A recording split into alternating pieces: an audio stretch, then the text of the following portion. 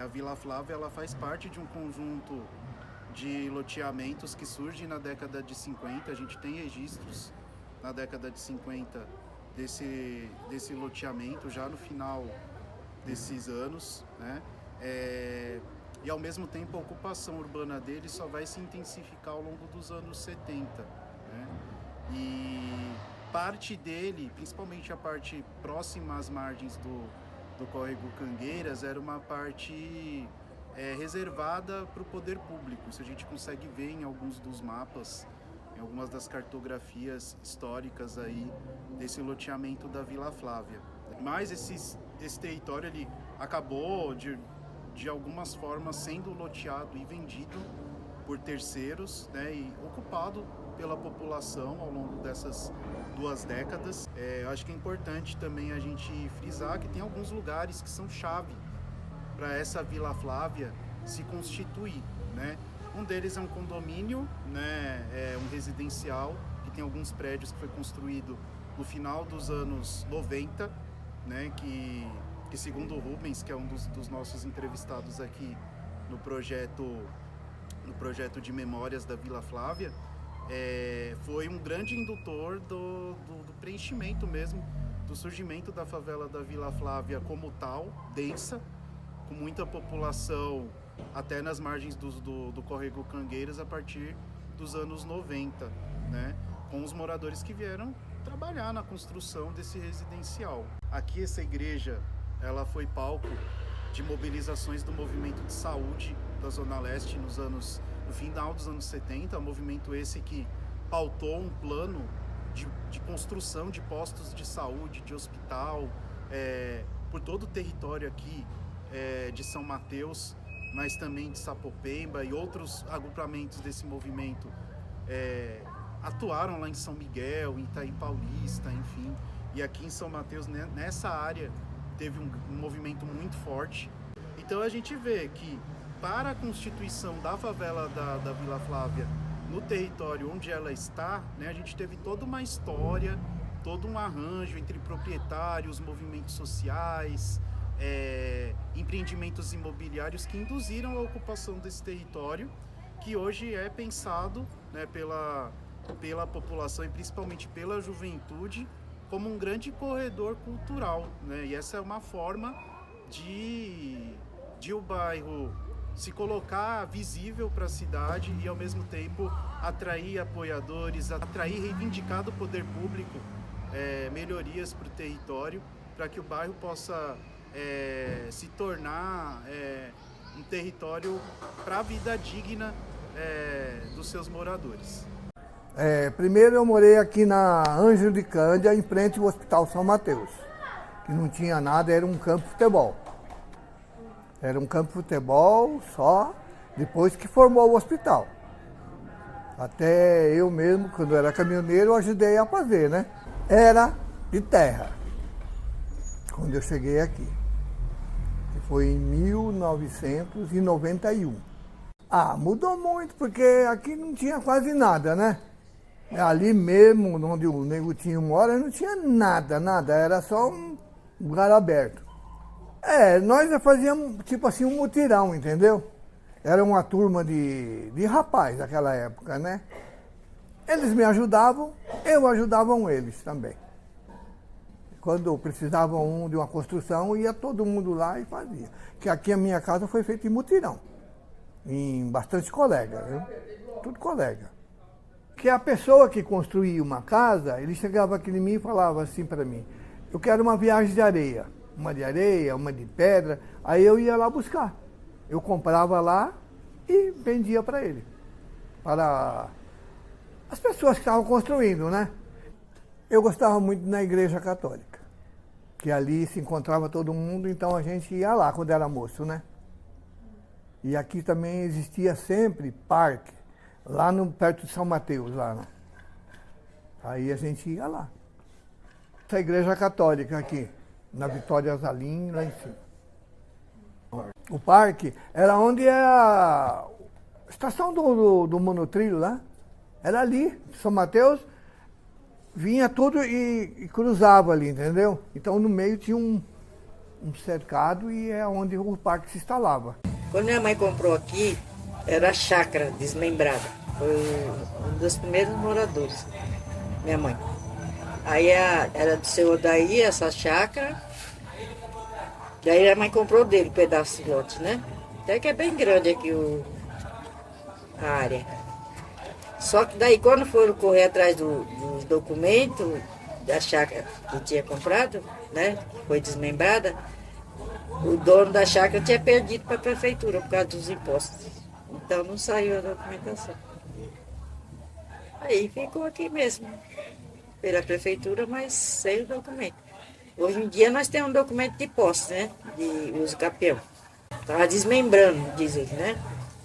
Desmembrando. Foi vendendo os pedaços para desmembramento. Quando reuniram, né? Ó, essa rua inteirinha, até lá na frente não tem documento. Quando foram correr atrás do documento, ele não tinha pagado os impostos, perdeu a prefeitura. Então ele já fez em caso pensado. Se ele não vendesse os lotes, né? A prefeitura ia pegar tudo, né? Então ele já fez isso em caso pensado, que assim ele tirou um dinheiro, né? Quando eu mudei para cá, eu fiquei até meio depressiva, porque era um barro. Eu vim lá da Zona Norte, não estava acostumado, né? Porque a minha mãe também morava em Perus, foi desapropriada por causa da rodovia dos Bandeirantes. Com esse dinheiro ela comprou aqui. Só que em Perus era também mais adiantado do que aqui, né? Que era uma chácara. Aí aqui era um barro só, foi difícil para me acostumar. Morei lá perto da igreja, para baixo um pouquinho da igreja do relógio. Não tem na avenida a igreja do relógio ali? Então, morei ali. Dali eu vim para cá, aqui embaixo da Machado. Final meu pai comprou um terreno, tá até hoje está tudo engaiado. Que naquela época eu era de menor ainda, quando ele comprou o terreno. E todo mundo falou, não, você devia mexer, pegar. Eu vou mexer, daí eu largo é para lá, sabe? Eu tenho onde me esconder, graças a Deus, não preciso daquilo ali. Aí de lá de baixo, aí foi onde foi construído aqui. Mas aqui antigamente era todo de madeira. Aqui era só cana e mandioca, até o corno. Eu naquela época eu gostava de jogar uma bolinha. Mas depois que eu perdi o nervo do joelho, eu parei de jogar, não pude jogar mais. Mas naquele tempo era menino novo, menino de 19 anos, 20 anos, 21 anos, 22 anos. Agora a maior parte que jogou bola, mais eu aí, a maior parte não existe mais. Olha, quando não chovia, que eu vim para cá, quando não chovia, tinha o ônibus que vinha até na esquina da Maria Curso, lá do a pracinha, ele vinha até ali. Mas quando chovia, tinha que ir lá no Itamaraty pegar o ônibus. Ele não subia, porque era tudo lama naquela época. Aqui, quando chovia, tinha que arregaçar a casa até para cima do joelho e você subia um morro aí. Era só lama. Entrava água em casa aqui na chuva? Não, não tinha essas casas aqui não, via. Casa mesmo aqui só tinha duas. Uma onde esse barrão grande aí. Eu não me lembro se era essa daqui ou essa outra aqui. Que é desse tijolinho comum. Só tinha ela. E lá em cima, na segunda rua, tinha a casa da esquina, que até foi eu que fiz, a primeira casinha que teve ali. Depois, na outra esquina para cima, tem um barzinho do lado de cá, que é do finado Fernando. Só existia aquele ali. Não existia mais nada.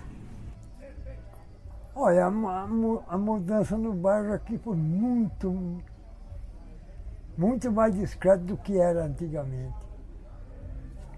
Antigamente aqui não tinha diversão para você divertir, tinha uma loja para você escolher um sapato, uma roupa. Não tinha.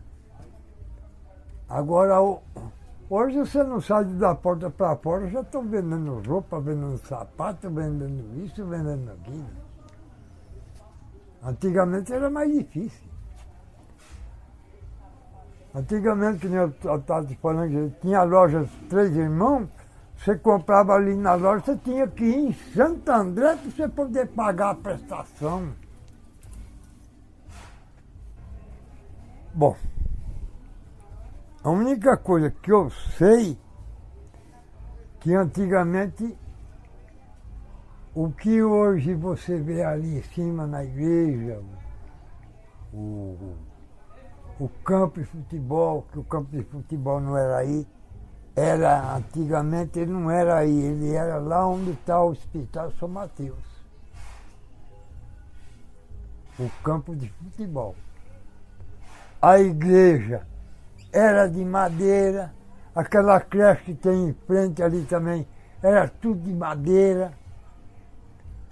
Depois, na época, puseram fogo, fizeram, era de lata.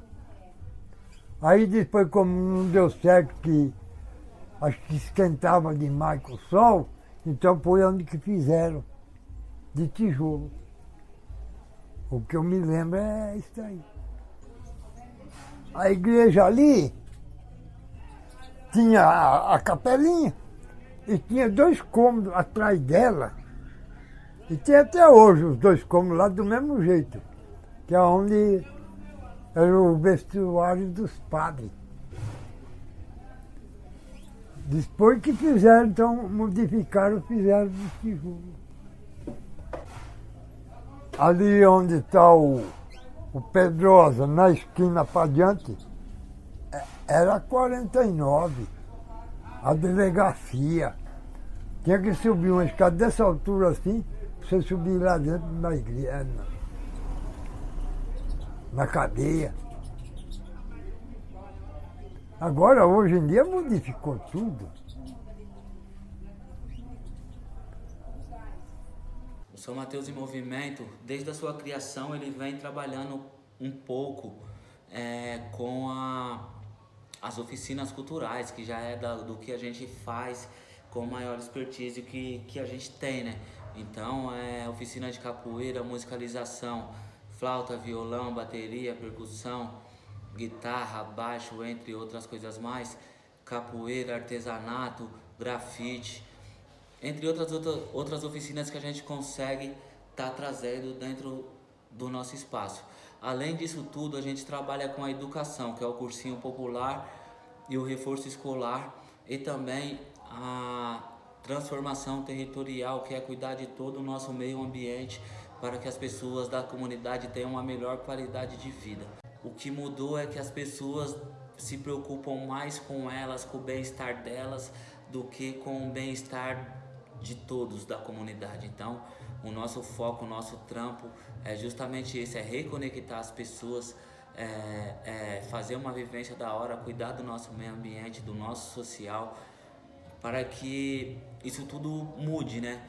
E retorne assim como o que era antes, porque já passamos por quilombos, já passamos por favelas, já passamos por comunidade, já temos quebradas, e aí existe condomínio, tá ligado? Então as pessoas às vezes colocam na cabeça de sair da favela e morar em um belo condomínio, tá ligado? Só que a nossa favela também ela pode ser um condomínio. Então o que aquele condomínio tem que te agrada, né? Que faz com que você queira ir para lá? Busca isso dentro da sua comunidade, vamos trocar umas ideias, vamos ver o que a gente pode construir junto, para que a gente tenha todo esse benefício que esses tais condomínios têm, a gente tenha dentro da nossa comunidade. A gente opta por algumas coisas, né? Então, eu optei mais por estar cantando e fazendo a transformação territorial, até mesmo cedendo a minha casa para ser hoje um São Mateus em Movimento. Mas eu sempre convivi com o grafite, sempre tive o grafite como um planejamento para uma grande estratégia de transformação territorial, certo? Então, com os nossos parceiros do grafite, que ajudou também a criar o São Mateus Movimento, a gente transformou a nossa quebrada em uma grande galeria de arte. Mas nem sempre a rapaziada estava aqui e a gente, como articuladores culturais também da área do grafite, a gente conseguiu também desenvolver muito mais a nossa galeria, né? Então, temos vários grafiteiros, a nossa relação é 100% dentro da nossa quebrada e fora também, né? Isso mostra que a arte, ela estampada ali numa parede, ela é tão impactante como uma música que você se apaixona. Pessoas têm preconceito com tudo, né? Que saca o grafite. O grafite é uma arte que pode ser agradável, uma arte que pode ser desagradável, uma arte que seja protestante ou uma arte que seja agradável para quem quer que seja. É a mesma coisa com a música também, o rap também era música de ladrão, né? O pessoal falava música de ladrão, música de bandido, essas coisas todas, e hoje o pessoal consome muita droga sonora sem imaginar o que está consumindo. Então isso tudo, a discriminação na arte, ela existe em todo o segmento. Não é só no grafite, não é só na música, não é só nos livros. Então, de alguma forma, sempre vai ter alguma pessoa que tenha algum desagrado e acaba tendo alguma atitude discriminatória. Por isso que a gente, dentro da galeria, a gente conversa com os moradores para que a gente faça uma obra que ela goste, que ela vá cultivar essa obra, que ela vá cuidar também. Então, a gente não chega simplesmente e grafita um muro qualquer, sem a autorização do morador, sem uma opinião do morador. Isso faz com que as obras perpetuam dentro da comunidade, né? E com a música também é a mesma coisa, então a gente estuda para escrever, a gente não sai escrevendo qualquer coisa. Já a relação com o Córrego Cangueiras, que passa aqui atrás, a minha relação com ele é a relação de infância, né? Quando eu cheguei aqui em São Mateus em 1980, ele era um corguinho nascente. A gente andava na água, brincava e tal, água pura, cristalina, né? Mas com o crescimento da quebrada veio todo o descarte de esgoto irregular nele. E aí é que a gente fala, né? Ele já foi o nosso quintal, a nossa área de lazer, né? Ele tinha várias árvores na margem dele, inclusive eu já caí de uma, metendo a cara no esgoto, né? Atrás de pipa. Então a relação é plena, eu moro na frente dele, eu respiro o odor dele o tempo inteiro, né? Então a nossa luta é essa, para melhorar esse saneamento básico aqui do Córrego Cangueiras, que só quem vive aqui sabe a situação e como que é conviver com isso. E a gente usa nosso trabalho, a nossa cultura, a nossa arte para que a gente consiga um olhar do poder público, do subprefeito, do prefeito, do governador, dos órgãos competentes, até do presidente que seja, dos empresários aqui da Mateu Bay, que acaba tendo um descarte também dentro do Córrego Cangueiras, dos moradores, para que a gente consiga melhorar essa situação, fazer um grande projeto para dentro dele. Imagina que com toda a engenharia que existe no Brasilzão, a gente pode fazer até do Córrego Cangueiras uma pequena área de lazer nas suas margens, né? Então, a nossa ideia é essa.